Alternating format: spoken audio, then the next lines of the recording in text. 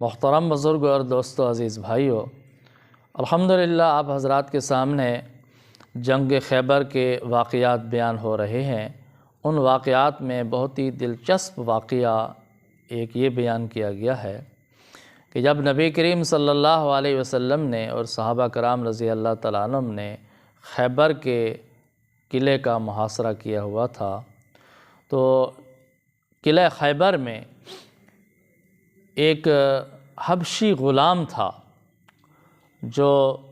یہودیوں کا غلام تھا اور یہودیوں کی بکریاں چراتا تھا۔ اس نے دیکھا کہ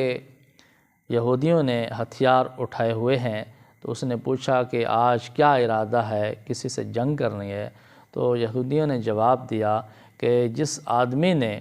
نبوت کا دعویٰ کیا ہے ہم نے آج اس سے جنگ کرنی ہے۔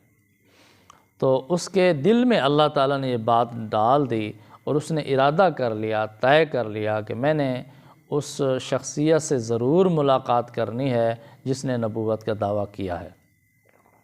وہ بکریاں لے کر باہر نکلتا تھا، اس دن بھی اس نے بکریاں باہر نکالیں قلعے کے باہر اور چرانے کے لیے چلا گیا، اور اسی طرف رخ کیا جس طرف نبی کریم صلی اللہ علیہ وسلم اور صحابہ رضی اللہ تعالیٰ عنہم نے ڈیرا لگایا ہوا تھا، پڑاؤ ڈالا ہوا تھا۔ تو صحابہ رضی اللہ تعالیٰ عنہ سے ملاقات ہوئی۔ اس نے پوچھا کہ آپ میں کون شخصیت ہیں جنہوں نے نبوت کا دعویٰ کیا ہے، میری اس سے ملاقات کیا ہو سکتی ہے؟ تو صحابہ رضی اللہ تعالیٰ عنہ نے فرمایا کہ ہاں آپ کی ملاقات ہو سکتی ہے، اور صحابہ رضی اللہ تعالیٰ عنہ اس حبشی غلام کو لے کر بارگاہ رسالت میں حاضر ہوئے اور نبی کریم صلی اللہ علیہ وسلم سے اس کی ملاقات کرا دی۔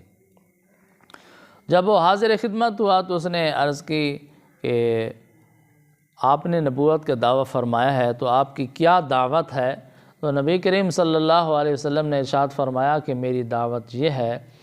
کہ میں لوگوں کو یہ دعوت دیتا ہوں کہ تم اس بات کی گواہی دو کہ اللہ کے سوا کوئی معبود نہیں ہے،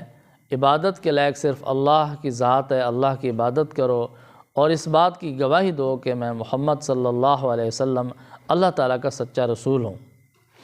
پھر اس نے عرض کی کہ اگر میں ایمان لے آؤں اور آپ کی اطاعت اختیار کروں، اتباع کروں، تو مجھے کیا ملے گا؟ تو نبی کریم صلی اللہ علیہ وسلم نے ارشاد فرمایا کہ اللہ تعالیٰ آپ کو جنت عطا فرمائیں گے۔ تو پھر اس نے عرض کی کہ یا رسول اللہ صلی اللہ علیہ وسلم، میں ایمان قبول کرتا ہوں اور میں وعدہ کرتا ہوں کہ آپ کی اتباع کروں گا، لیکن میرے پاس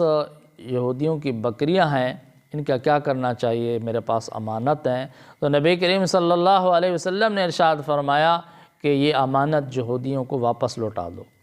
ان کے قلعے کی طرف ان کو ہانک دو۔ دیکھو نبی کریم صلی اللہ علیہ وسلم نے کس طرح دیانت داری کا، امانت داری کا سبق دیا کہ اگرچہ وہ ہمارے دشمن ہیں، ہماری ان سے جنگ ہے، لیکن یہ بکریاں جو آپ لے کر آئے ہیں یہ آپ کے پاس امانت ہیں، امانت میں خیانت نہیں کرنی، بلکہ پہلے آپ یہ امانت واپس کریں، ان بکریوں کو واپس قلعے کی طرف ہانک دیں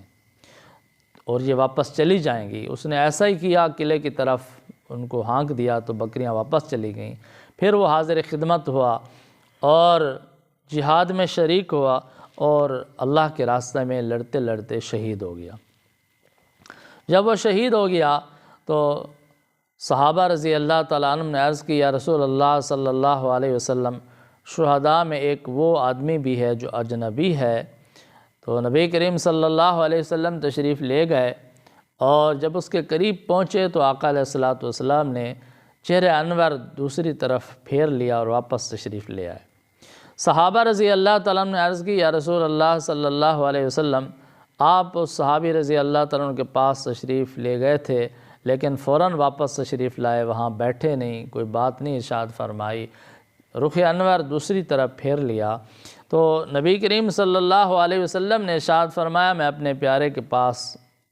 گیا تھا، لیکن جب ان کے قریب پہنچا تو مجھے معلوم ہوا، میں نے دیکھا کہ جنت کی دو حوریں ان کے سرانے